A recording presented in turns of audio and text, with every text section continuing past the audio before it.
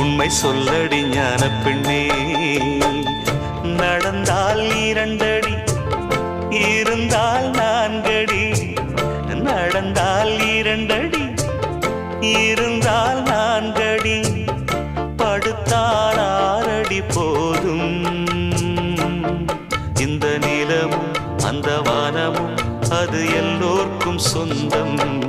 அடி சொல்லடி ஞான பெண்ணே, உண்மை சொல்.